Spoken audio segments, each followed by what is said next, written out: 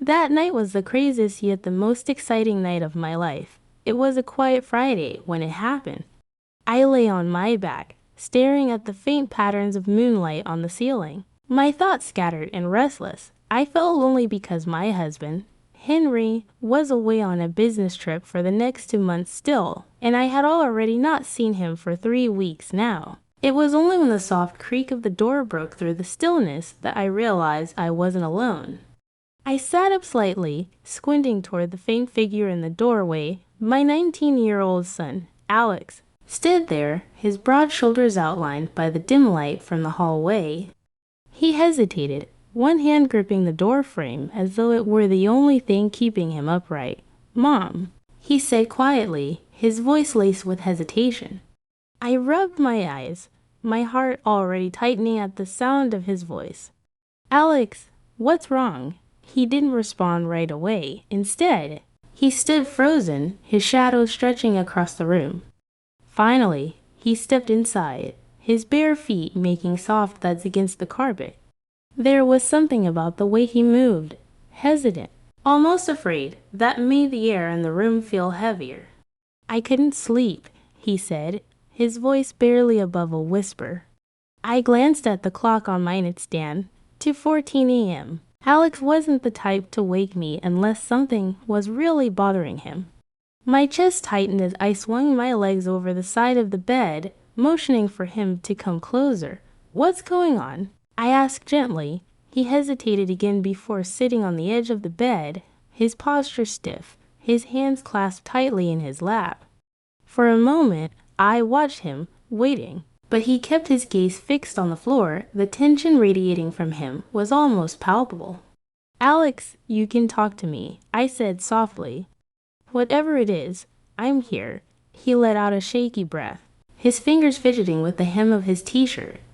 It's hard to explain," he said finally. "I've been feeling something. I've been feeling different, and I don't know what to do about it." His words sent a ripple of unease through me. I leaned forward slightly, my voice steady despite the knot forming in my stomach. "Different how?" He looked at me then, his eyes searching mine with an intensity I wasn't prepared for. "It's about someone," he said. "Someone I've been thinking about a lot. Someone you are not going to expect." Relief briefly flickered through me. Maybe this was about a girl at school, a crush he didn't know how to handle. Alex had always been shy about his feelings, keeping them bottled up until they threatened to overflow. "Okay," I said, offering him a reassuring smile. "Who is it?" "Someone from school." He shook his head quickly, his gaze dropping again. "No," he said, his voice barely audible. "It's not someone from school. Then who?" I pressed gently, though a strange unease was beginning to creep into my chest. "Alex, you can tell me whatever it is. We'll figure it out." He took a deep breath, his chest rising and falling as if he were gathering every ounce of courage he had. When he spoke again, his voice was trembling. "It's you, Mom," he said finally. "It's always been you." The words hit me like a tidal wave, pulling the air from my lungs. For a moment, I couldn't speak, couldn't think. My mind raced to make sense of what he just said, but the sheer weight of it left me reeling. "Alex," I began, my voice faltering. What are you saying?" He stood abruptly, pacing the room like a caged animal. His hands ran through his hair, tugging at the strands as though trying to physically pull the words from his mind. "I know how it sounds," he said quickly. "I know it's wrong, but I can't help it. I've tried. I've tried for so long to push it away, to ignore it.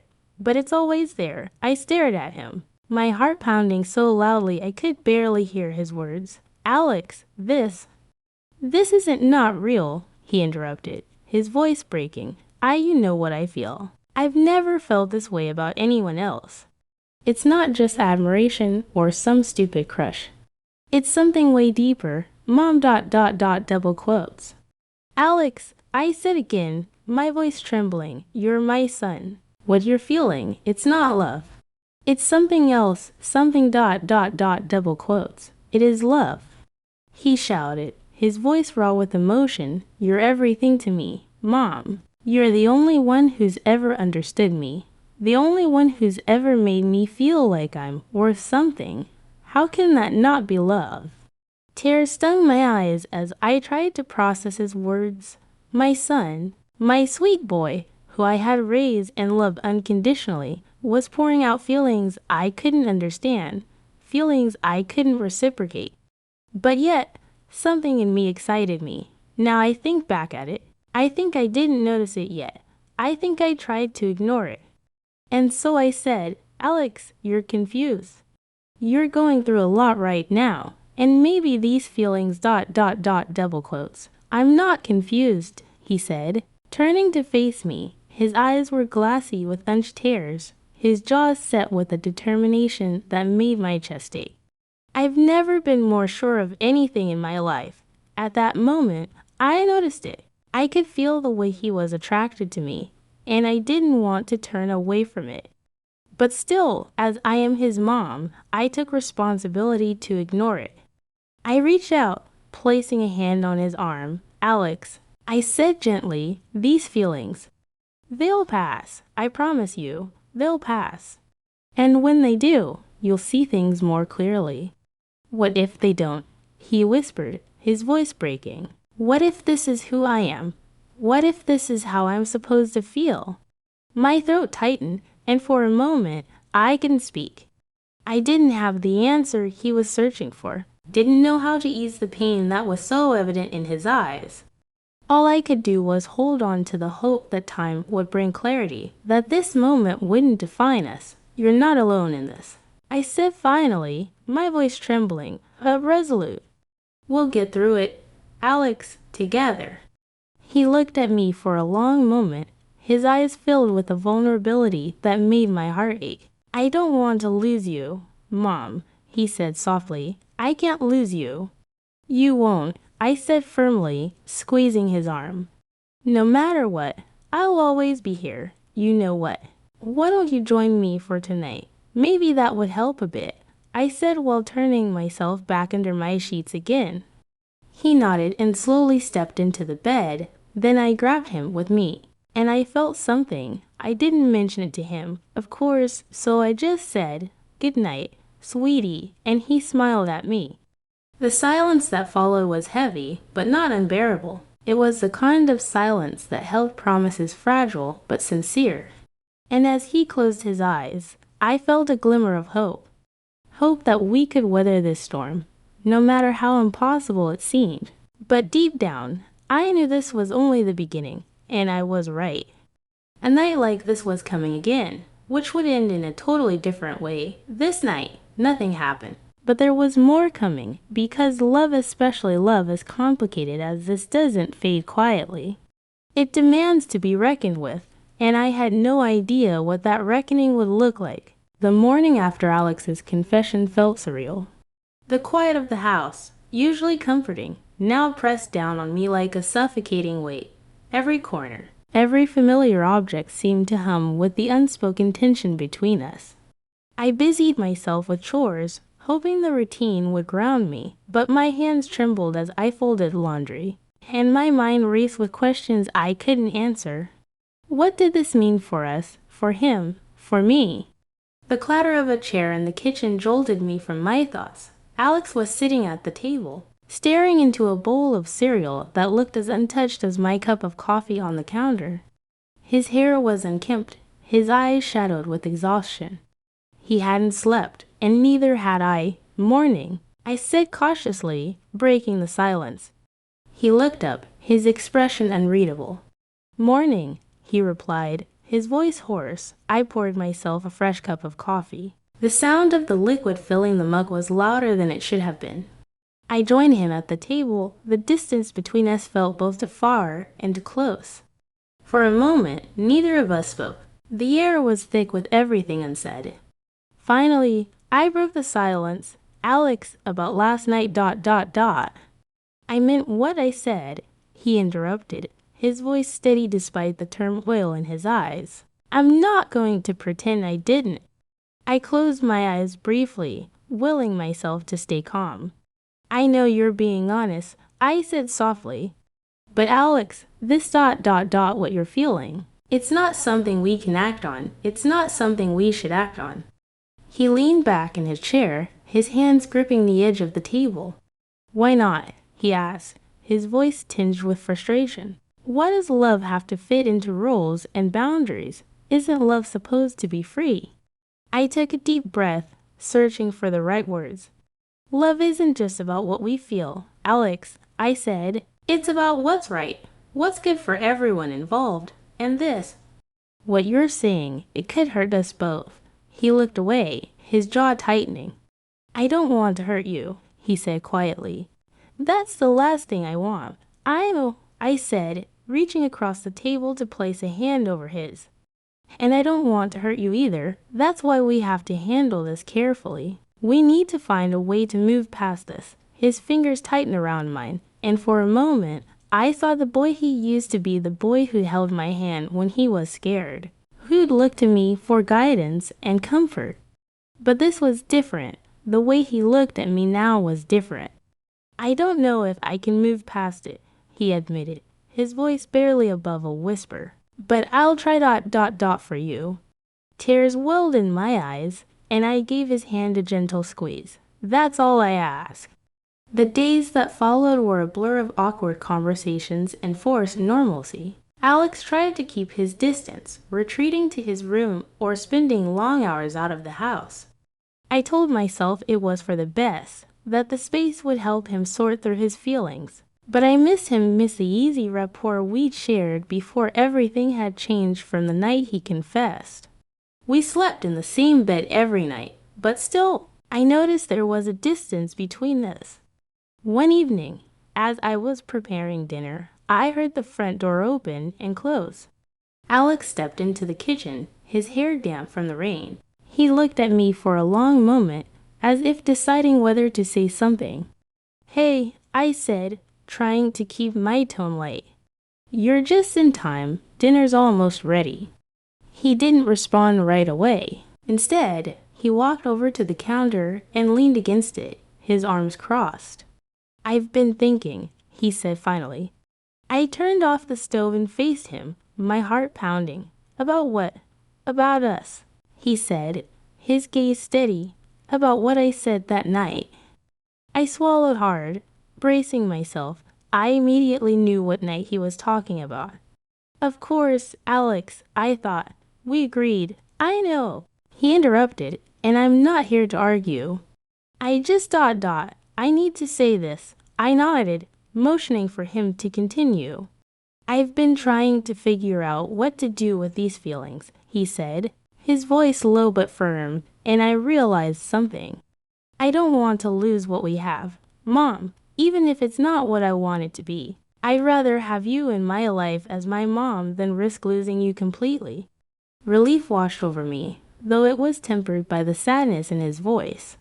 Alex, you're not going to lose me, I said. No matter what, I'll always be here for you. He nodded, his lips pressing into a thin line. I know, but it's hard. It's really hard. I stepped closer, placing a hand on his arm. It's going to take time, I said gently, but you're strong, Alex, and I'll help you through this, however I can.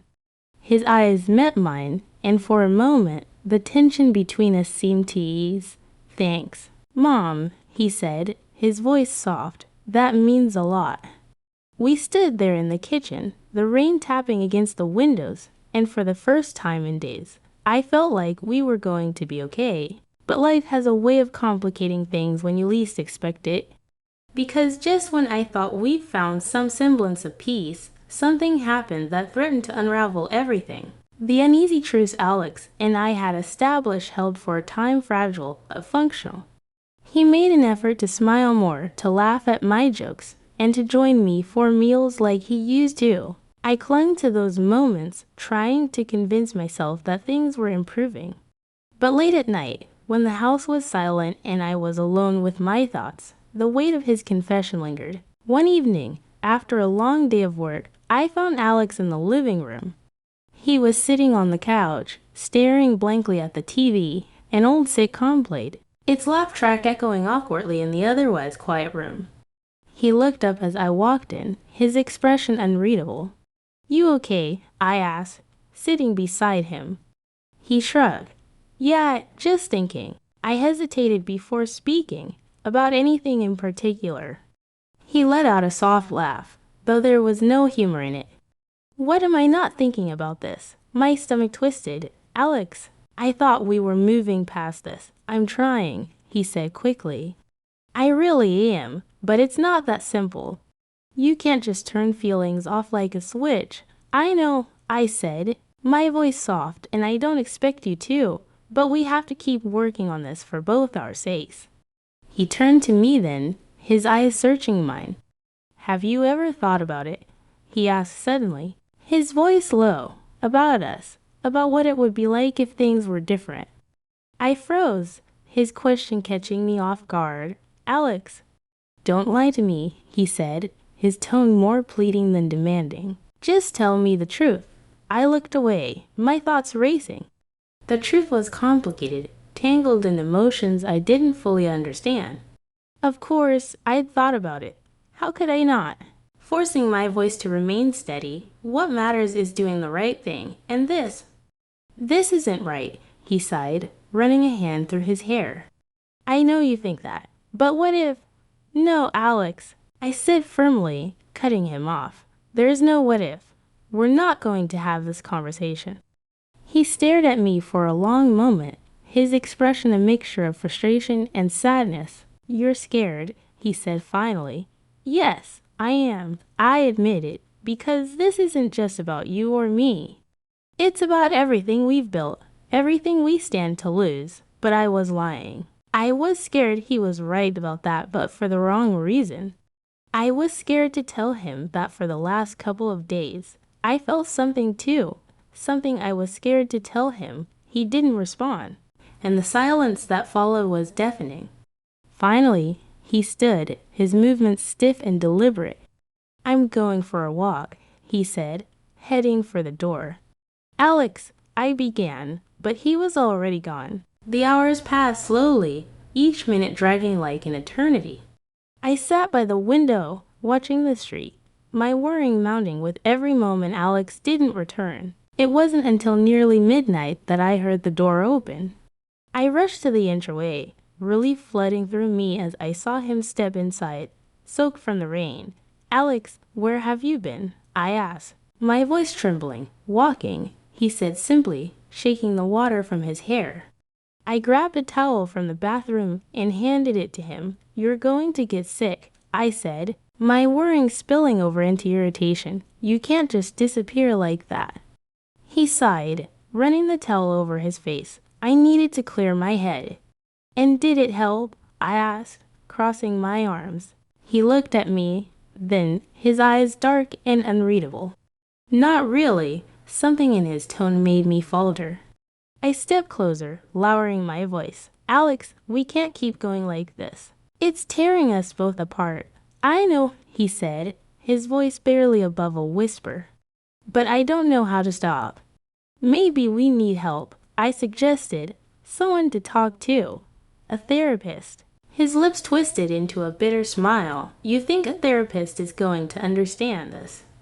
"They might," I said, though I wasn't sure I believed it myself. "Or at least help us figure out how to move forward."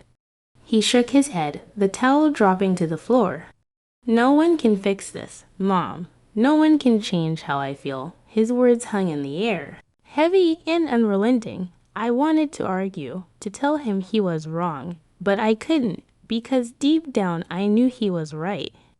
The worst part was, even then, I had still not told him that I felt something to that night, and that I was the one lying to him, trying to avoid my feelings for him. I knew that, and still I kept my mouth shut, at least for now. The following days were a blur of avoidance and awkward conversations.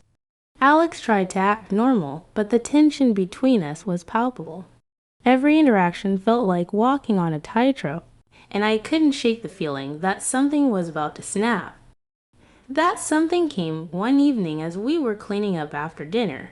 Alex had been unusually quiet all day, his movements tense and deliberate. As I loaded the dishwasher, He leaned against the counter, watching me. "Mom," he said suddenly, his voice breaking the silence, "I need to tell you something." I turned to face him, my heart pounding. "What is it?" "I can't do this anymore," he said, his voice trembling. "I can't keep pretending everything's fine." "Alex, we've talked about this," I began, but he shook his head. "No, you don't understand," he said, his voice rising. "I can't just turn off how I feel. I can't keep pretending I'm okay when I'm not." "Then what do you want me to do?" I asked, my frustration bubbling over. "What do you expect me to say?" "I don't know," he said, his voice cracking. "I just ... I need you to see me, to understand how much this is tearing me apart." "I do see you," I said, my own voice trembling now. "I see you every day, Alex, and it breaks my heart to see you like this. But I don't know how to fix it." He took a step closer, his eyes locking onto mine. "You can't fix it," he said, "but maybe we don't have to." I stared at him, my mind reeling. "Alex, what are you saying?" He didn't answer. Instead, he closed the distance between us, his hand brushing against mine. My breath caught, the air between us suddenly electric. But the moment didn't last. I stepped back, breaking the connection. "No," I said firmly, my voice shaking. We can't. His face crumpled, pain etched into every line. "I'm sorry," he whispered, turning and walking away. I stood there, my heart racing, the weight of what had just happened crashing down on me. Because no matter how much I tried to deny it, something inside me had responded to him. And that terrified me more than anything. I thought back of the nights we had spent together. The last couple of nights.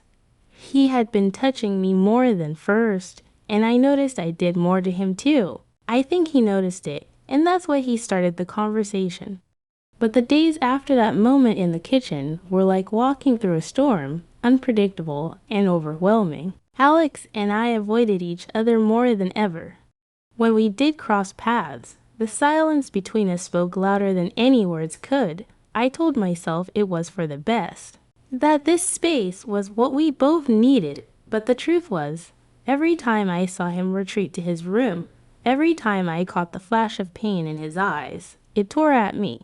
I spent nights replaying the scene over and over, the way he looked at me, the weight of words, the way my heart had betrayed me in that brief, fleeting moment of connection. It wasn't right.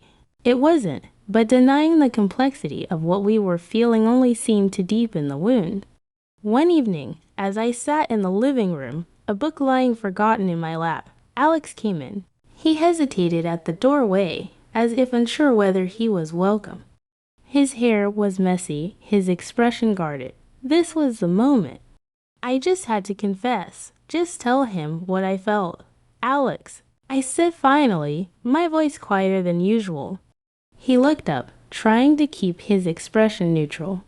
"Hey," he replied. "What's up?" He stepped further into the room, but didn't sit, pacing slowly near the edge of the coffee table. "I wanted to talk," I said, glancing at him briefly before looking away again. "I know things have been hard for both of us," he nodded, closing the book and setting it aside. "They have, but Mom, I don't want you to think I don't care." "I do, more than you know." He stopped pacing, turning to face me. "I know you care," I said. "That's why this is so hard, because no matter how much I try to let go, no matter how much I tell myself to move on, I can't." "Mom," he began, but I held up a hand. "Let me finish," I said. "I've spent so much time trying to figure out what's wrong with me, why I feel this way, but the more I think about it, the more I realize it's not wrong to feel love, isn't it? Even if it doesn't fit the rules, even if it scares people." I swallowed hard, my own words striking something deep inside me. "Love isn't wrong," I said carefully, "but sometimes acting on it is, especially when it could hurt the people we care about." He nodded slowly, as if he'd expected that answer but needed to hear it anyway. "I get that," he said. "I do." But what am I supposed to do with these feelings? Bury them, pretend they don't exist. No, I finally said, shaking my head. You don't have to pretend. I need to confess something too. And I'm just going to tell this to help you, to channel your feelings into something that helped you grow, not something that holds you back. He sank into the chair across from me, his shoulders slumping. That's easier said than done, Mom, but tell me, what do you have to confess? Well, Alex, I said softly, I think you might have already noticed it a little. For the last couple of nights, while we were sleeping together, double quotes. For a moment, he didn't respond. Then, to my surprise, he let out a quiet laugh. Your touches, he asked. Of course, I noticed, but I told myself you did that to make me feel good. To be honest, they only make me feel lost. They make me feel so close to what I want, but yet so far away. You're not lost, I said, leaning forward. You're just finding your way, and that's okay. It's part of growing up. He looked at me then, his eyes filled with a vulnerability that made my chest ache. I don't want to lose you, Mom, he said. I can't lose you. You won't, I said, my voice firm. No matter what, I'm here. That will never change. At that moment, without him noticing, my heart was pounding high up in my chest. I still hadn't told him how I felt, and that those touches were not only for his benefit, they were also because of what I wanted deep inside. So I decided to not let him come in between anymore. I had to clear my thoughts and tell him how I felt. But let me finish what I was going to say. Alex, I continued, those touches, they were not to make you feel good. They ... What? He said. I did that because I felt something too. I confessed. In fact, I still feel something. Alex, I was scared to tell you because I am your mom, and it is wrong. It cannot be true what we feel for each other, but I can't deny what I am feeling. He stayed silent for a moment, and then he leaned towards me, grabbing my leg. Alex, I said, we can't do this. What about Dad? We can... No one has to know, he whispered, but yet I saw hesitation in his eyes. I leaned towards him, kissing him intensely, but not for long. I knew we couldn't do this, and I knew he wasn't sure either, so I pushed him away. Let's just get a good night's rest, and then we'll talk tomorrow, okay? I said. He nodded, but we both felt the tension wasn't gone. We both went to the bathroom to brush our teeth and make ourselves ready for bed. While changing into my pajamas, I smiled at him while he was washing his face. I went to the bedroom and crawled into my bed. For the last couple of weeks, from that first night of his confession on, we had been sleeping together, so it was pretty normal for him to join me. A couple of moments later, he entered the room, and before he got to the bed, I opened the sheets for him to step into. As I mentioned earlier, the tension still wasn't gone, and so I said, let's just make sure we take some good rest, and then we discuss all this tomorrow before Dad returns. Okay, all right. He said it felt like he had already resigned himself to the fact that nothing was going to happen, but I certainly hadn't. Unfortunately enough, I turned off the nightlight and said, good night, honey, turning away from him. Good night, Mom, I heard. My mind was spinning. A few minutes felt like hours, and my thoughts were all over the place. At one moment, my foot touched his leg, partly on purpose, but yet partly by accident. He didn't turn away, and before I knew it, I pulled him closer to me. He grabbed my leg, and I turned around. I still hesitated for a moment, but I let it all happen. I kissed him, and we even went further than kissing. I'm not going to go into detail about what exactly happened, but I let myself go, and for a moment, I felt alive. I could forget all that had worried me in the last couple of weeks. I closed my eyes, letting the moment wash over me, and for the first time in a long time, I felt alive. This wasn't wrong. It wasn't confusing. It was love, pure and simple love, and it was the kind of love that had grown naturally between us, blossoming out of years of care, trust, and understanding. That's what I told myself while we were busy, but as quick as it started, as quick as it ended. I guess it was a bit too exciting for him. I can imagine when Alex pulled back, he smiled at me. "We're okay, right?" he asked. I nodded and made my way to the bathroom. The next few weeks were better, easier even. Alex seemed more at peace, though there were still moments when the tension between us resurfaced. His father had returned, and he started spending more time outside, hanging out with friends, and even picking up some of the hobbies he'd abandoned in the last year. I threw myself into my routines, finding solace in the small, everyday tasks that kept life moving forward. But as much as I wanted to believe we were healing, the undercurrent of what had passed between us remained. It was an invisible thread binding us together in a way neither of us could fully escape. Up until this point, I still haven't told my husband about what happened, and Alex and I haven't talked about it either. I don't know what to do, and I don't know what to think of it. What are your thoughts on it? I'm curious about other people's opinions on this, and that's why I am telling this story. It is crazy what happened, but I can't deny it, and on top of that, I am never able to turn things back.